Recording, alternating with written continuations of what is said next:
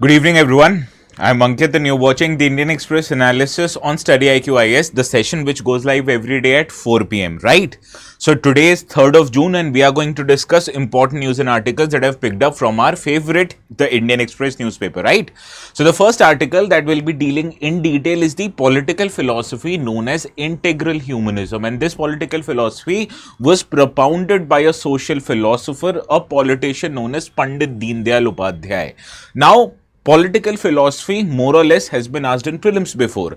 As you will understand, any political philosophy that is in news, especially a philosophy given by a member of a political party which is in power right now, that becomes important. So in that regard, we'll understand how this integral humanism came into fruition, what are the various tenets of this political philosophy, and how this compares or contrasts with the existing political philosophies of the time, that is Gandhism, Marxism, communism, capitalism, etc. Right? So this article, it is relevant from GS paper 1 perspective, somewhat also from GS paper 2 perspective, because it deals with post-India independence history, and also more or less it tells you about the political philosophy, some of which are already mentioned in the constitution. So therefore the relevant paper also becomes GS paper 2, right? In the second article, the article which was left out yesterday due to lack of time, we'll cover it today. That is the Ministry of Rural Development, which is in charge of MGNREGA, the Mahatma Gandhi National Rural Employment Guarantee Act. It has demanded for increased budget. So that is why we are going to understand the various provisions of the act known as MGNREGA Act. This provides unskilled labor to people living in rural area. But what are the other features of MGNREGA? All of this we are going to cover, in addition to various important nuances that you need to know before going into the exam. Now, this kind of an article is relevant from GS paper 3 perspective because it majorly deals with issue of employment in the country. And we'll also try to understand what are the indicators of MGNREGA that tells you the state of Indian economy on a larger context, right? In the third article, we are going to discuss RBI's new draft rules regarding how you can give gold loans to people who are demanding gold loans. Now, gold loan is something very popular in India, more so in the southern part of the country, where people use their gold jewelry or other gold coins, etc. They deposit them as a collateral in the financial institutions like banks, like NBFCs, and in return, these financial institutions provide people with the loan. But in recent times, we are going to understand that the amount of NPAs, that is non-performing assets in the gold loans, they are increasing. So cognizant of this reality, RBI is making gold loans more tougher. So we are going to understand what are these draft rules, and in detail we are going to understand why these draft rules were brought by RBI in the first place. Again, this is relevant from banking sector, so the relevant paper here is GS paper 3, right? In the fourth article, we'll understand Mount Etna.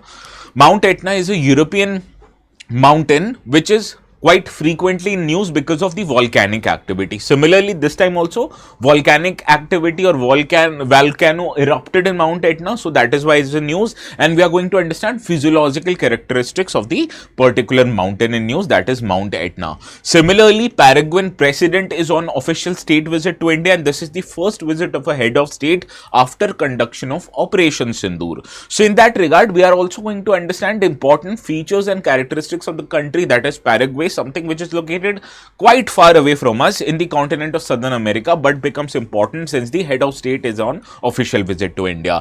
And in the last article, if the time permits, we are going to discuss Valley of Flowers, particularly the Valley of Flowers National Park, and why it is in news. It is in news because it has been open to general public from 1st June onwards. So we are going to understand each and every detail that we can about the Valley of Flower National Park. This is located in the state of Uttarakhand in India, and it is relevant from GS paper 3 perspective. Both Mount Etna and Paraguay, we are going to understand geographical perspective, therefore the relevant paper here is GS paper 1.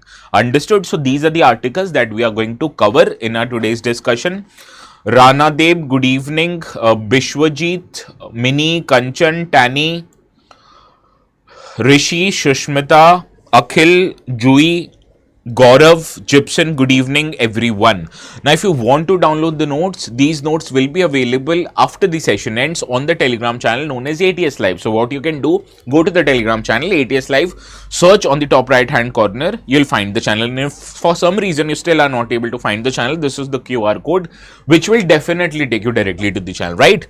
Subscribe to it if you still haven't and download the notes. Now let us begin our today's discussion with this first article, and it appeared in the Indian Express Explain section, and it talks about the root of Deen Dayal Upadhyay's political philosophy known as integral humanism, which is also the basic philosophy of the party that is in the power in central government, that is Bharatiya Janata Party. So that is why I told you, in terms of political application, the philosophies of Pandit Deen Dayal Upadhyay are quite famous. And now, especially when that party under which this particular person served is in power, so automatically the probability of such questions appearing in the exam becomes important. So that is why in our today's discussion, we are going to cover in great detail about the political philosophy of Pandit Deen Dayal Upadhyay, who was also the president of Bharatiya Jansangh. Now, Bharatiya Jansangh was the parent organization, and after that the party's name was changed, and now we know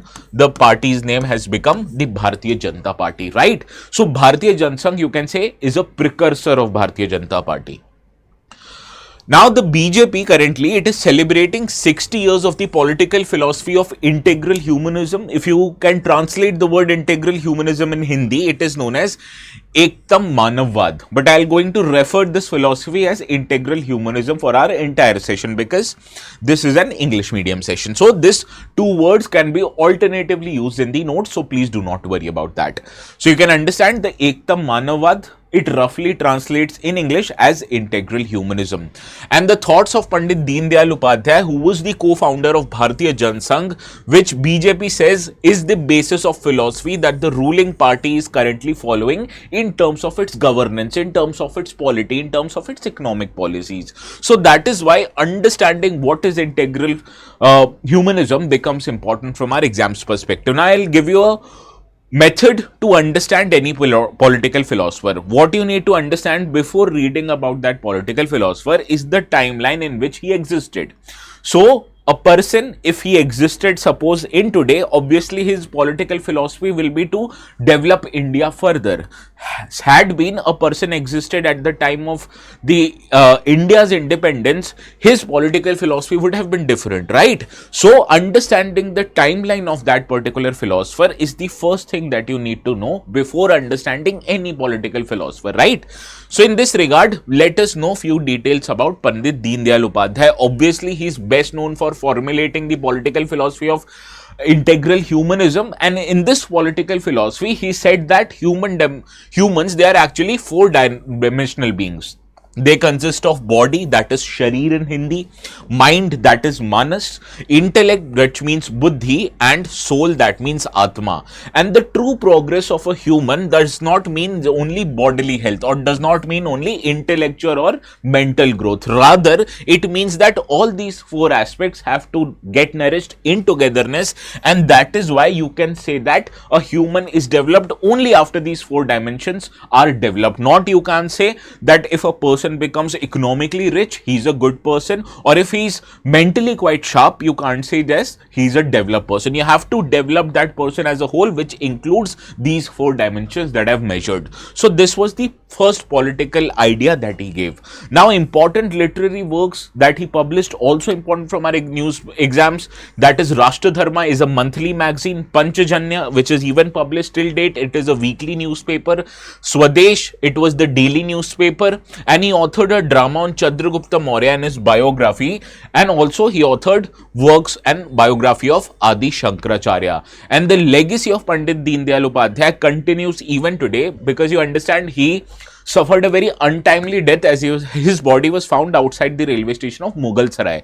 Now the Mughal Sarai junction, it has itself been renamed after Pandit Deen Dayal Upadhyay. Similarly, Mughal Sarai city also has been renamed after and now is called as Deen Dayal Nagar, right? So that is why his legacy in physical form exists even today in terms of Mughal Sarai Junction railway station as well as Mughal Sarai region, right? Now let us understand the emergence of his political philosophy, that is integral humanism, and how it became eventually popular. Now, the first ideas of this philosophy, he gave those ideas in a speech that he made during April 1965. And why am I mentioning April 1965? Because understanding the time of 1965 is very crucial before understanding this philosophy. What happened in 1965? India was in a process of war with Pakistan. Earlier in 1961, India went to war with China. Similarly, India had only gotten independent about 17 to 18 years before, and its constitution was in place for about 15 years. So this was the time period when Pandit Deendayal Upadhyay for the first time gave out the principles of his political philosophy, and he delivered in form of 4 lectures at Ruia College in the city of Mumbai, and then he propounded that these ideas will be called as integral humanism. Now, while giving out the philosophy, he listed out the problems that India faced at the time of his speech, that is in 1965. He said that these are the political problems, these are the economic problems, these are the cultural problems India is facing, and the job of a political philosopher is not just to analyze the current context. The job of political philosopher is much more important when he gives out his ideas so as to bring any system or any country out of that trouble which it might be facing in that particular period. So while listing out the problems, he also gave possible solutions to these problems. So the job of political philosopher is not just to critique, it is also to suggest a way forward, suggest some kind of a way that the country or the society should adopt that will lead to the entire development of the society, right? He first of all questioned the direction of our process. He said serious thought has not been given on the question of our progress, and today, that is in 1965, even 17 years of our independence, India can't say that there is a definite direction which has been decided upon, the definite political direction, definite economic direction. So this was his first speech, that he said that these are the problems plaguing Indian society in 1965, and accordingly he gave certain suggestions. What are those suggestions? We will find out, but let us understand few more details about this policy. Now he said that it is neither possible nor wise for India to adopt foreign ideologies like capitalism, like socialism, because those ideologies which were propounded in countries like US or USSR back then, those were according to the circumstances of those country. So if we adopt those philosophies, those ideologies blindly in India, it might not lead to good economic development, or it might even not lead to achieving of prosperity and happiness. So in that, he suggested an integrated form of humanism which shall be able to reconcile all the concepts that existed back then, like nationalism, like democracy, like socialism, world peace, and integrate them with our only traditional values of indigenous Indian culture, and the sum total, all the mishmash of all these ideas will be called as a integrated form of humanism. And in this concept, he used 2 words, chiti and dharma, right, which acted as a foundational concepts which eventually guided his political philosophy, which was seen as an ideal way to achieve our society, which will be rooted in Indian culture and values. So understand, what did he tell you? He said that blindly following the foreign ideas won't let you do any good. Rather, you have to take those foreign ideas, use your culture and mix them so that we are able to achieve prosperity and happiness, right? So this was the basic idea that he gave. Understand? Any doubt up till now? Otherwise, I will move forward. Now I told you he gave 2 terminologies, chiti and dharma. So let us understand those 2 words individually. Now chiti, according to him, was a innate nature or soul of a particular nation, and it is referring to the core values, ideals, cultural identity that shape a society's character. So this is, you can say, an ethics of a country, right? So chiti, it actually determines what is right and wrong for a nation. It also is not just a tradition, but rather it is an eternal guiding principle of how Indian society should work. Because as individuals, we have different characters. You might be funny, I might be grumpy, right? So these are innate personalities of individual, but what is the personality of a nation? That is called as chiti, right? Similarly, policies, developmental models, governance, they also must align to the nation's character so that these policies will be sustainable and meaningful in a longer term. So this was basically chiti. Chiti means the personality of a country, which is derived from culture, which is derived from everything. And the personality of a country is what is the guiding force of that country. And every concept that you adopt should be in line with that guiding force. Understood? Now another concept that he suggested was dharma. Dharma, something has been propounded for many centuries or many millennials in India. Dharma, it means natural law or duty that sustains a society. You can't confuse dharma with religion. Dharma is different, religion is different. Somewhat, I am a teacher, what is my dharma? My dharma is to teach the students, right? Similarly, you might be a son, you might be a daughter, so what is your dharma? Your dharma is to take care of your parents. Similarly, you might be an elder brother or elder sister. What is your dharma? Your dharma is to protect your younger sibling, right? Similarly, soldiers also have a dharma. What is the dharma of a soldier? It is to protect their motherland, right? So that is what dharma is. It is basically a duty that sustains a society, and everybody is fixed with different responsibilities. Suppose your mother and father who might be earning, what is their dharma? Their dharma is to support the family, right? So dharma is the principle of order based on which the universe remains in harmony, and it governs relationships, duties, ethical conducts at all levels, not just at individual but also at social and national level. How can a society sustain? A society can only sustain when the individuals, they are doing their respective job, they are following their respective dharma, then only the society can flourish, right? So dharma, it is what it sustains the eternal philosophy or internal principle or character of the nation. So you can say dharma, it sustains Chiti, and by following dharma, a nation remains aligned with its personality or with its soul, and it is something seen as universal and timeless. 50 years back, the teacher's dharma was constant. It was to teach the students. Similarly, 50 years later on, the teacher's dharma will remain constant. It will remain to teach the students, right? Similarly, soldiers 100 years before, they were also protecting their country. Soldiers 100 years later from today also, they will continue to protect their country. Therefore, this is seen as a universal and a timeless idea, and it is expressed differently in various contexts. So I gave you the context, right? So these are what two principles known as Chiti and Dharma are. Chiti is something of a personality or a character trait of a nation, and Dharma is basically a duty that not just individuals but also society and nation should follow, right? Now let us understand the relationship between these two terms, Chiti and Dharma. Chiti is seen as the soul of a nation, and dharma is a means to preserve or express that soul. So when a society acts according to its own personality, according to its own soul, which means Chiti, it needs to be guided by dharma so that we achieve true progress, and not just material progress I'm talking about. I'm meaning entire progress, which is a holistic development of individual, of society, of the nation.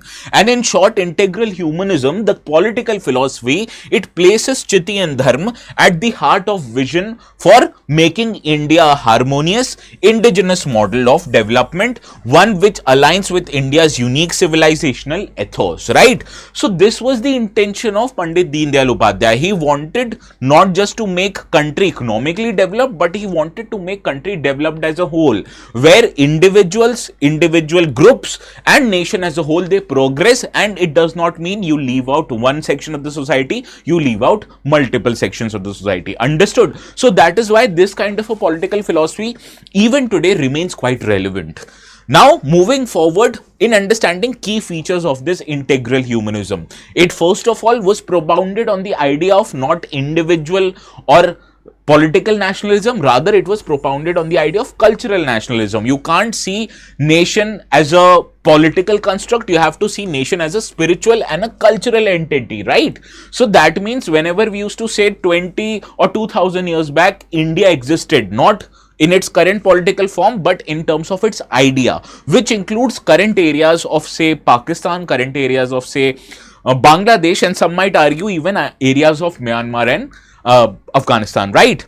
Similarly, he also gave the idea of Antyodaya. Antyodaya means upliftment of the poorest and the last person in the society. So how can you achieve the entire or holistic development when you leave out the poorest of the sections of society? You can't leave out those people, right? So that is what concept of Antyodaya means. And in current circumstances, you will find Deen Dayal Antyodaya Yojana. So this is how his ideas has been given a shape of reality by the policies of the government. Similarly, he also propounded for ideas like Swadeshi and decentralization. For our country to become good, we need to be self-reliant. Again, Atmanirbhar. Similarly, local economies must be rooted in Indian ethos so that even if we use machines, we do not eliminate the need for manual labor, right?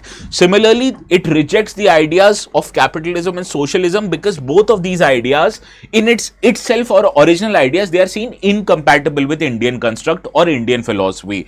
Rather, it wants both of these ideas in togetherness, which will lead to harmony of individual, harmony of society. What was capitalism about? Capitalism propounded the idea of individual without taking care of the needs of society, and the opposite was socialism. Socialism ignored the need or ignored the ideas of individualism, rather emphasized truly on social or communistic ideas, right? So he blended both of these ideas to construct a harmony among these ideas, and this is known as integral humanism, which balanced rights and duties of individuals while ensuring collective welfare. So both individual rights won't be sacrificed for collective good, and collective good won't be sacrificed for individual rights. So this is what he meant basically with integral humanism.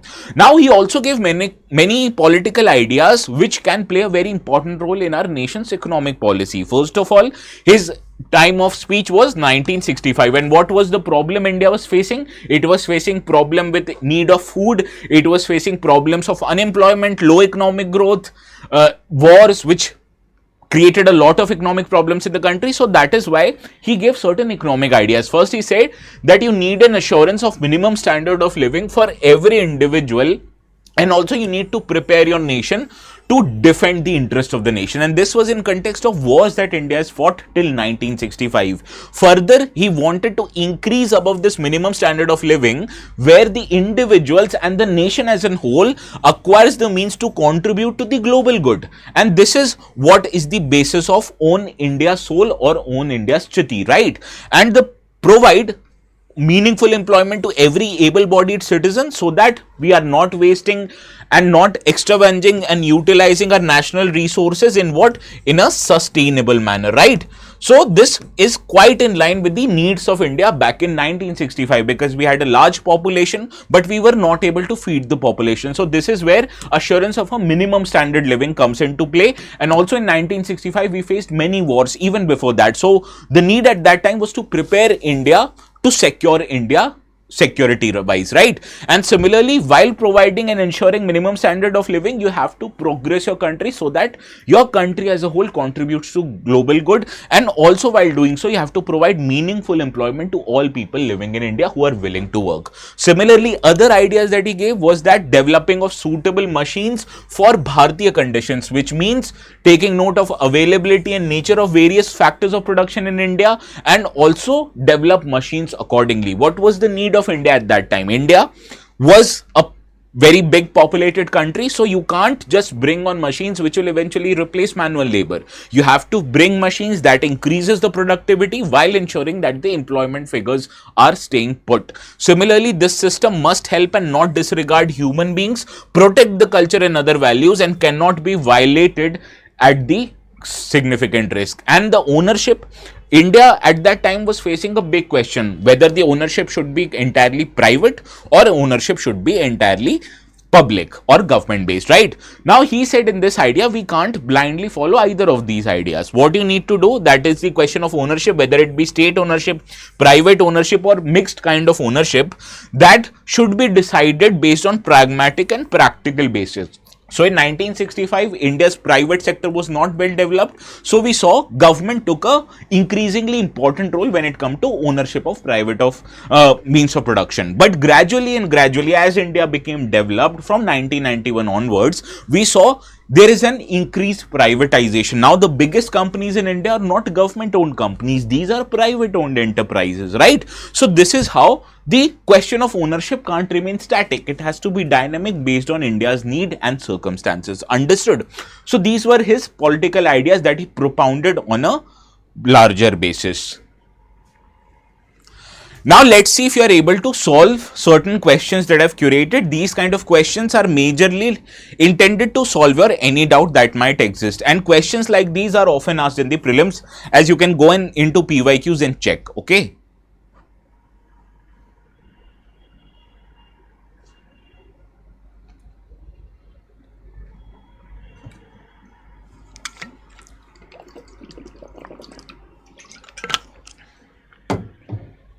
Yes, the first one is right. The common point between the philosophy of Gandhism and integral humanism is decentralization of power and economy. Now, next question.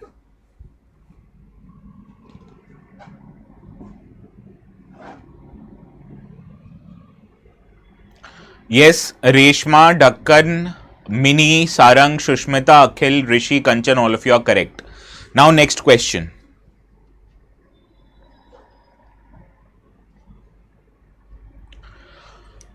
True progress, according to Gandhism and Deen Dayal Upadhyay's thought, remains rooted in ethical and spiritual development, right? So even if you are not able to come at an answer, just try to eliminate what are the wrong options, you will automatically find the right answer. Next question.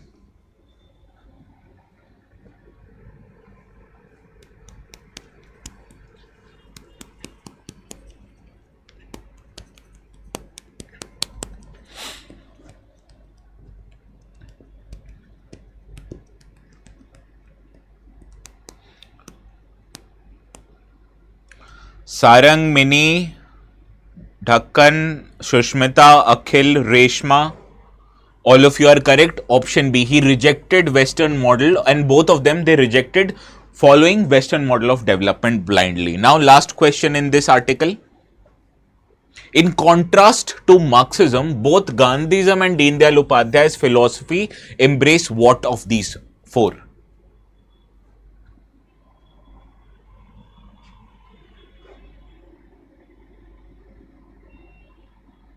Yes, Bishwajit, Rishi, Mamta, all of you are right. Now, next question, fourth.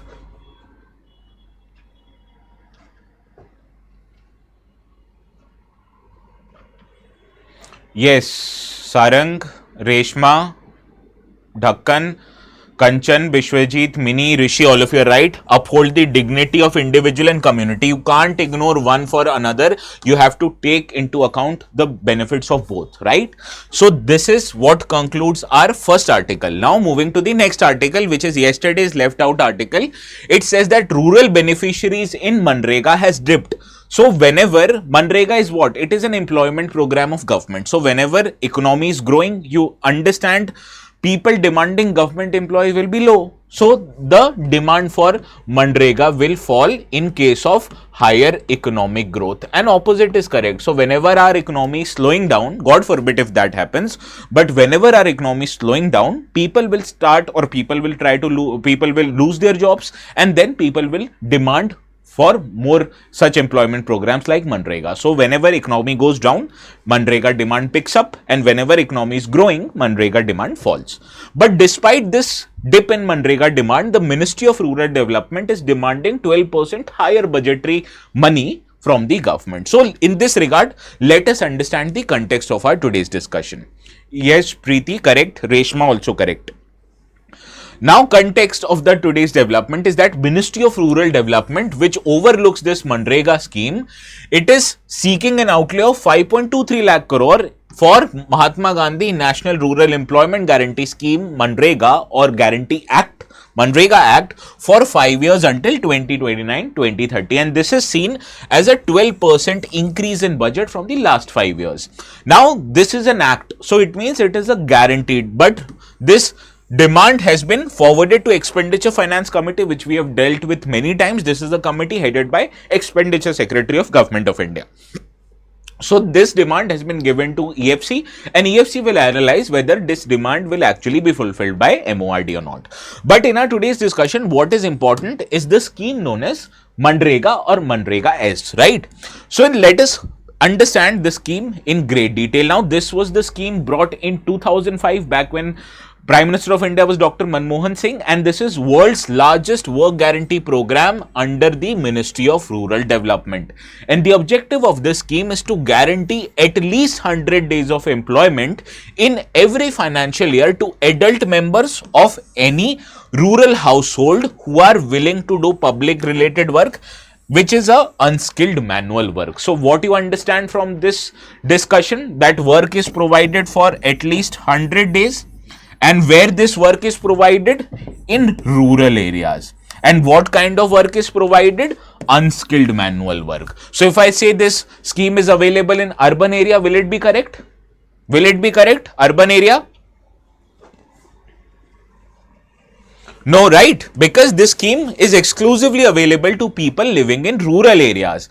And how many days of employment will be available? At least 100. Please pay the close attention to the words I use, at least 100 days of work. Why am I saying at least 100 days of work? Because in some cases, government allows additional 50 days worth of employment beyond the stipulated 100 days. So what are the conditions when extra 50 days of work is provided? Every scheduled tribe household who is living in a forest area is entitled to get 150 days of work in a year under MGNREGA scheme, provided that such family has no other private property except for the land rights which is granted to them under Forest Rights Act of 2016. Similarly, if government under section 3 of MGNREGA Act, it says that there is an rural area where drought or any natural calamity has struck, which is notified as per Ministry of Home Affairs, then the government can provide additional 50 days of annual unskilled manual work to people living in those areas where the disaster or natural calamity has struck. So in those cases, that is to tribal living in forest areas and to people living in rural areas where natural calamity has destroyed the rural area, their people are eligible to get 50 days of extra work. Understood? So that is why I said at least 100 days of employment.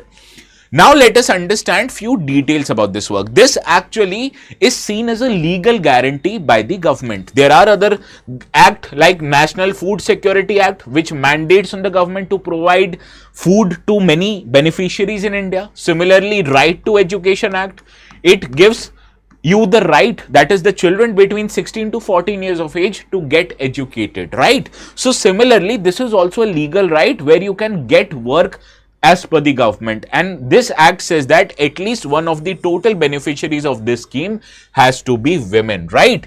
And the wages or the money that is provided to people after they work, they are statutory minimum wages which varies state per state, and here the government fixes the wages every year and revises them as per the index of CPI agriculture labor, right?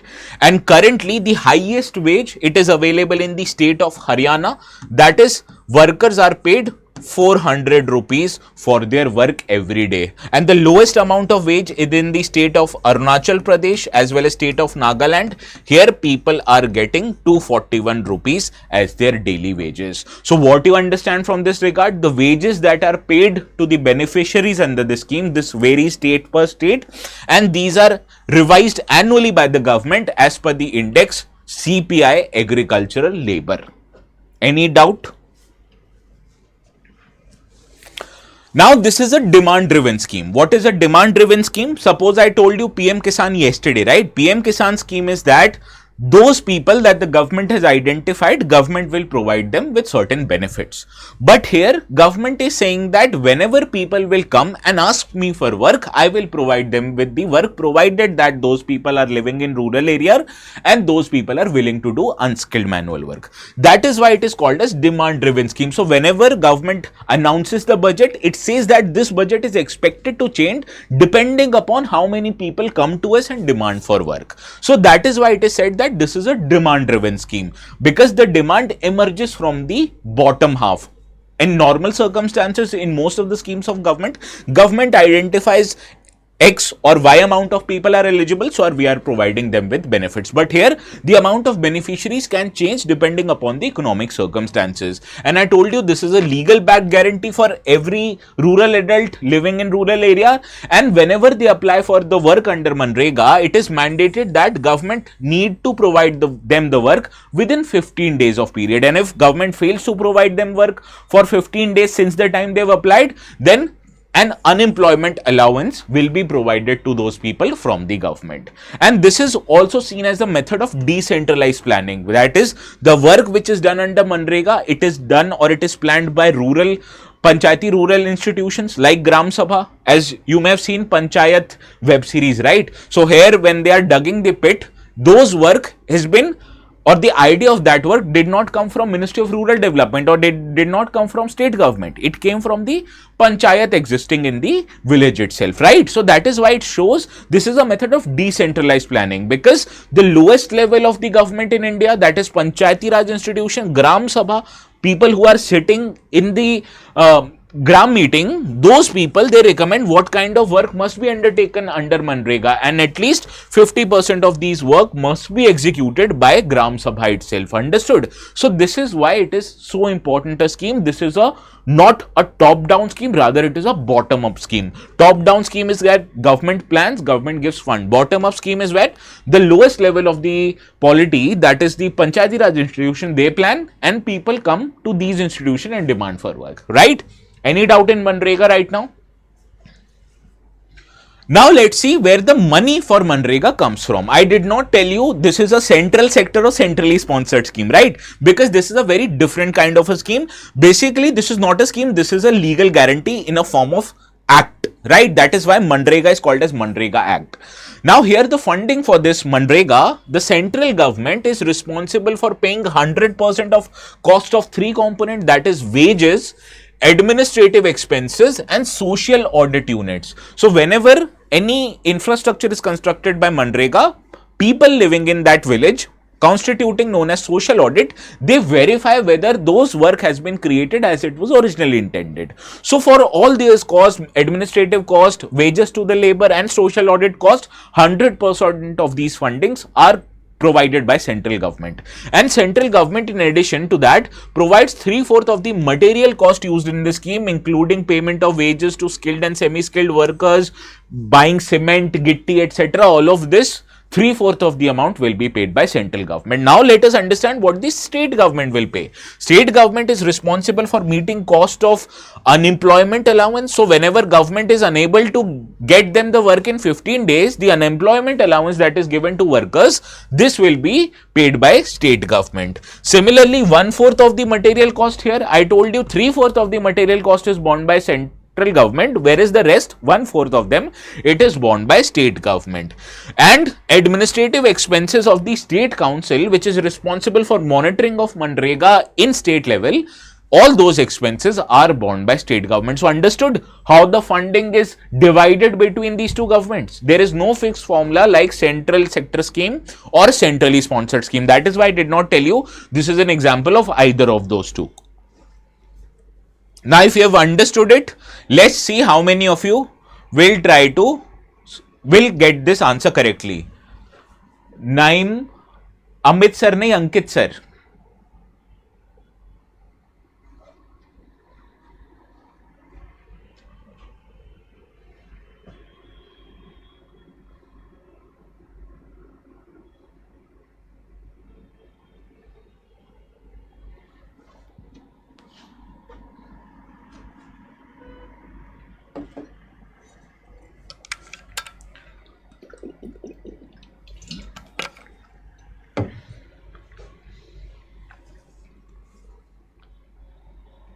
Well, second statement, the wages under MNREGA are determined by central government and are uniform across all states and union territories. Incorrect. I told you this varies state per state. And the highest amount of money is available in Haryana, and the lowest amount of wages provided to workers, they are in Arunachal and Nagaland, 241 rupees. Third, straightforward correct. First, straightforward correct. So, option B is your right answer. Yes, Sarang, Reshma, Shushmita, Vishwajit, Mini, Dakkan, Kanchan, Mamta, correct. Rishi ne delete kar diya, he was incorrect. Akhil, Jui, correct. Yes, now you are correct, Rishi. Don't worry, I see quite quickly whatever your answer. Little kid lover. What kind of a name is this? Option B. Now let us deal with another article which also was from yesterday. Now this article appeared in the newspaper on Sunday, but as I was unable to find that newspaper, so I have attached a screenshot from website, right? What you need to understand, RBI has brought in a new rules on how gold loans can be given into India, right? So let us understand the context of our today's discussion. Now after RBI, that is Reserve Bank of India, received or released draft guidelines for gold loans last month, the Finance Ministry has suggested that loans below 12 lakh rupees should be exempted from these rules, which are tighter rules in general. And the norms, it will come into effect from next year, that is January the 1st, so that they are properly implemented. Now, this actually came after the Tamil Nadu Chief Minister, Mr. Stalin. He wrote to Finance Minister Mrs. Nirmala Sitharaman claiming that the new rules would hinder poor and middle class homes who access institutional credit by depositing their household gold as a collateral. And when a chief minister from a southern state is writing this, you must understand that this kind of a gold loan are very much popular in our southern part of our country, right? So let us understand few details about the gold loans and the background of this issue. Now, whenever people need money, they have many options. They can go to an informal lending people that charge exorbitant interest rate, or they can go to a formal institution. But whenever you go to a formal financial institution, they'll demand that you need to keep something which is of a property value or which is of a good financial value as a collateral, so that if you're not able to return the loan back to those institutions will sell that collateral in the market and recover their money from it, right? Now, you have an option. You can deposit your property papers, you can deposit shares, or you can also deposit physical gold. So, whenever you offer gold as a collateral and the loan which is issued to you by financial institution, that is called as gold loan. And RBI has told banks that the loans can be offered against gold jewelry and gold coins, which is issued by banks, not against gold bars, ingots, or bullion, which is called as primary loan. So, this is the first aspect of the rule that the RBI has told. Now, what you need to understand, why is RBI changing gold rules after so a long period? There must be some problem with the earlier regime, right? The reason is RBI is changing gold loan rules because lots of people are now borrowing by depositing their gold as collateral. Why? Because the prices of gold is at all-time high. It crossed the value of 1 lakh rupees for 10 grams of 24 karat gold. Now, it is at nearly the figures of 95,000 rupees for 10 grams of 24 karat gold. Also, while more and more people are taking gold loans, the problem is that NPAs, that is non-performing assets, they are also increasing. That means people who are taking the loans from financial institutions by depositing their gold, they are not able to repay their loan back. And as you will see, gold loan NPA has increased from 2,000 crore back in December 2024 earlier. Now, earlier it was 1,400 crore. This has increased to 2,000 crore. Similarly, for general finance companies, including banks and NBFCs, this figure has reached to the levels of 4,700 crores, up from earlier 3,900 crores. So, from this discussion, what you understand? NPAs of gold loans, they are increasing, which means people are taking loan, but they are unable to pay their loan back. So, this creates a lot of problem of liquidity as far as banks are concerned. So, you'll ask, why, when the banks are taking, so why are they afraid of liquidity? Suppose if I take the loan and I'm not able to repay back the loan, can't just bank sell the gold in the open market? Yes, they can. But what is the primary business of bank? Bank is in a business of taking and lending money. They are not in a business of selling of gold, right? So that is why on the surface, gold loan seems a very straightforward idea that in case of a default, if I'm not able to prepay the loan, the bank can auction off my gold and recover the money. But while the loan money, it might have helped the borrower with its immediate need, if the borrower fails to repay that loan, it shows that the borrower is in financial strain. Also, if the jewelry is auctioned off, the borrower will lose an asset apart from damaging his or her credit rating. So, whenever you fail to repay the loan back in time, banks, or it will affect your credit rating, which means in future, if you go to take loan, banks wouldn't give you the loan.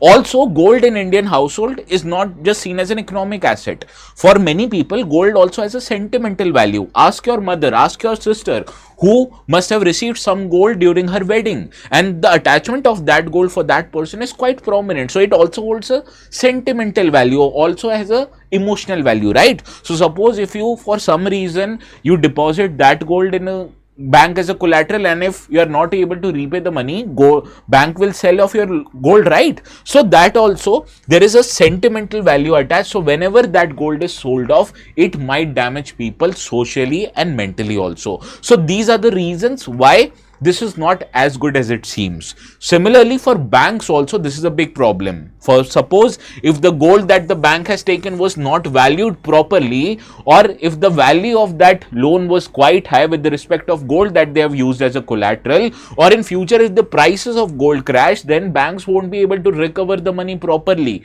And if too many gold loans default, the banks itself, they can face liquidity problem. What is the liquidity problem? They'll have too much gold with them, not so much cash with them. So how does bank will take then undertaking or lending activity, right? So in absence of proper guideline, such was a scenario that it hurt not just the people who were taking loans, but it was hurting even the financial institutions like bank with the problem of liquidity. So that is why RBI decided to bring a guideline to address all of these concerns, so that this lending activity is not reckless and it does not damage the entire economy as a whole.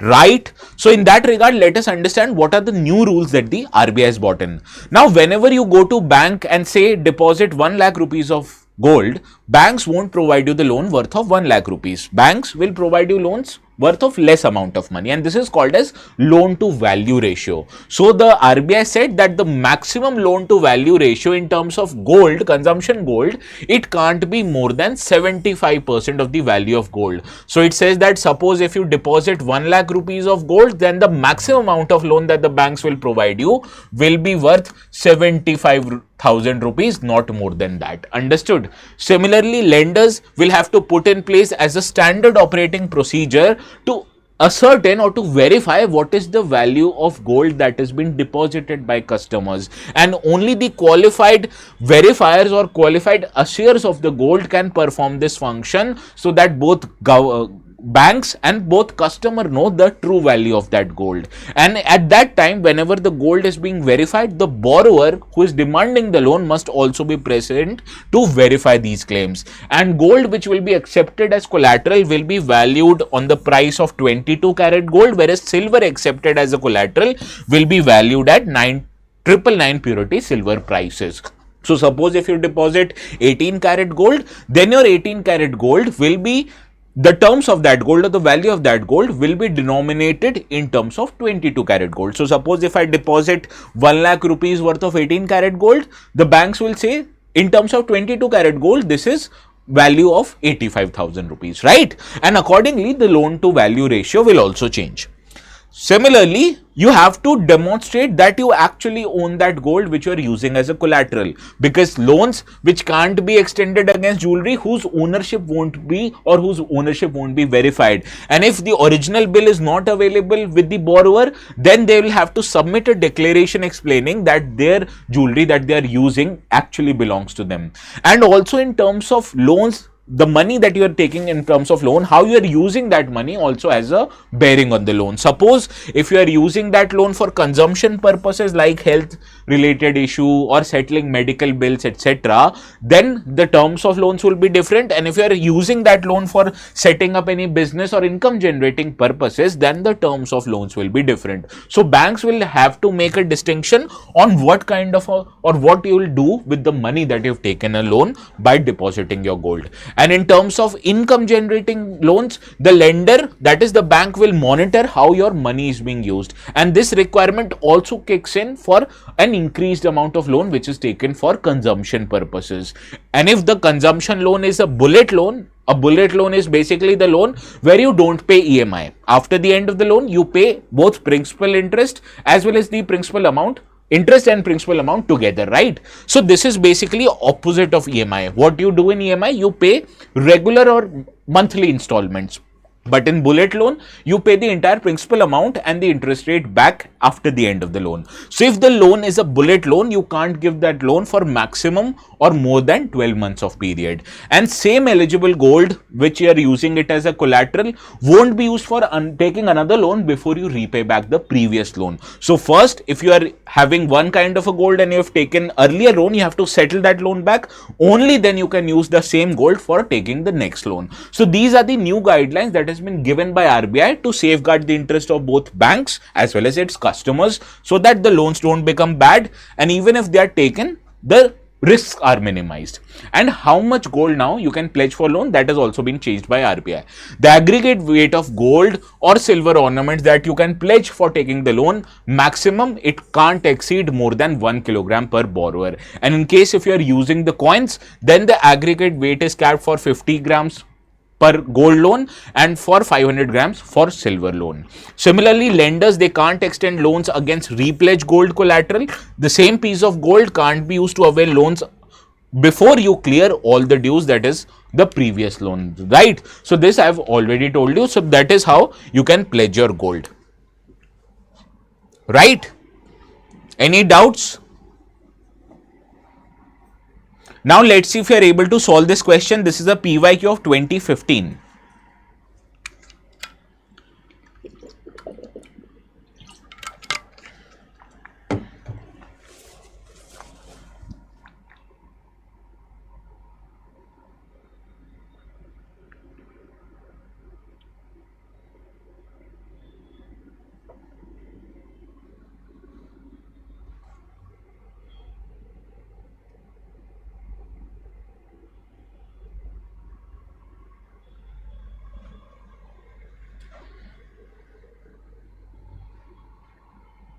Yes, you guys are very smart. I gave this question as a trick question so that you automatically mark option A, but this is incorrect.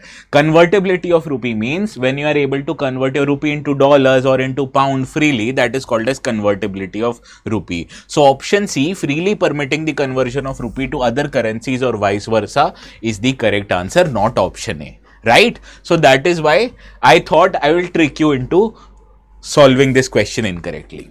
Now, gold loan basically is a part of economy syllabus, right? Banks, they extend loans to customers and customers, they repay those loans back in addition to the interest. Now, banking sector as a whole is very important from UPSC in terms of question. Historically, 4 or 5 questions every year has appeared on this topic. So, you understand when 4 or 5 questions appear, you can get as much as 10 marks in every prelims examination, right? So, I cover banking sector in detail in our foundation batches. Right now, up till today, we are taking admissions in May morning batch. Earlier, the admissions for this particular batch were closed on 31st of May. But since we received many calls by the students, we have extended the deadline till today so that they can take admissions in the May morning batch. How to take admission? Let me tell you that. You need to go to our website first. Once you go to a website, you need to log in by simply logging in with your mobile number, right? Then click on Explore Courses here. Once you click on Explore Courses, the upper tile actually shows you the language you want to take your education in, and suppose you want to take your education in English language, right? So click on UPSC IS English. Once you click on that, on the left tile, this is the tile which says May morning batch. And to take admission, you'll need to pay 39,999 rupees, right? And now this is for diamond batch. But what if I tell you, you can get discounts even on this amount, right? How to get discounts? Let me tell you. Click on buy now here. When you click on buy now, there's an option for you to add promo code. Click here. And on the left, write ATS live. Yes, this is the same code which is flashing on the bottom half of your screen, right? Once you click on apply, see the discount of rupees 7,000 now is applicable, and the diamond course is now 32,999, platinum is at 29,999, gold is at 19,999, and you will get these rates only after you apply the code. So please save your hard-earned money, right? Now, among these 3 courses, you can opt for obviously anyone as per your needs, but according to me, if you take my opinion, this is the best one. Why am I saying diamond course is the best one? Look at this particular slide. Diamond course has all the benefits of our StudyIQ platform, whereas some are not available in both gold and platinum. So if you want to take all the benefits, please opt for diamond batches. What are these benefits? Quite clear from this slide. Also will be available in the notes, okay? Now moving to the next article, this talks about Mount Etna as it has erupted in a fiery show of smoke and ash, which is 14th in recent months. Now this appeared in 12th page of our today's newspaper, and as you can see from this image, this is actually erupting volcano. Sir, is separating current affairs on date wise or subject wise, which is better? Subject wise. Now let us understand the context of our today's discussion. Europeans tallest and the most active volcano, Mount Etna, has erupted again. So in terms of map, you can see this is the map of Europe, and Mount Etna is located on the island of Sicily, much similar for pizza and gangsters. This is the Sicily island, and here is Mount Etna located. Mount Etna belongs to Italy, Sicily also belongs to Italy, and this is located in the Mediterranean Sea, right? So this is the map of Mount Etna. Now, few physical characteristics that you need to remember about Mount Etna. It is located in Sicily island of Italy. It is located above the convergent plate boundary between African and Eurasian plate. And the type of volcano, it is a stratovolcano, which means an example of composite volcano. What are stratovolcanoes? So this is the mountain, and whenever the volcanoes are erupted, this will form a layers of, right. So this is how the stratovolcano is. You will see the various layers of volcanoes getting deposited, and these are very steep form of volcano. That is, the slope of the volcano are quite steep. And the facts about these volcano that you need to remember, it is a UNESCO World Heritage Site, was denominated back in 2013. Similarly, it is the largest volcano in Europe, and UN, it has designated Mount Etna as a decade volcano because of its history of volcanic activity and proximity to the populated areas, right? Well, PSI optional subject is not available in this. This is a foundation level course, right? Foundation is where we cover every subject in the GS, right? Now, let's see if you are able to solve this question.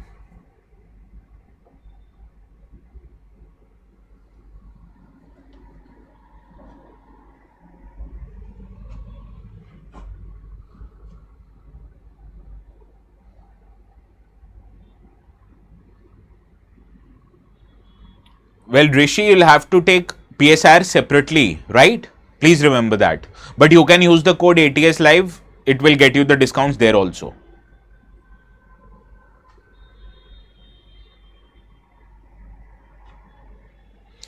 Well, Sicily is located above the divergent plate boundary between African and Eurasian plate. Well, African and Eurasian plate is current, but this is not divergent. This is convergent boundary, right? And Mount Etna, located in Sicily, is the largest volcano in Europe and has been designated as UNESCO World Heritage Site. This is correct. So first isn't correct, second is right, therefore option B is your right answer. Yes, Kanchan, correct. Reshma, correct. Preeti, Rishi, correct. Reshma, Mini, Sarang, I don't know if you're talking about the previous question. Yes, all of you are correct. Now this brings an end. It's almost 5 now. So let's end our today's session. We'll cover the left out 2 articles tomorrow. Okay, no need to worry. So the notes will be available on the Telegram channel ATS Live. So please go subscribe to it and download the notes. I'll make them available after half an hour or so. Okay, I have some work right now. So please have a very good day. We'll see each other at 4 tomorrow.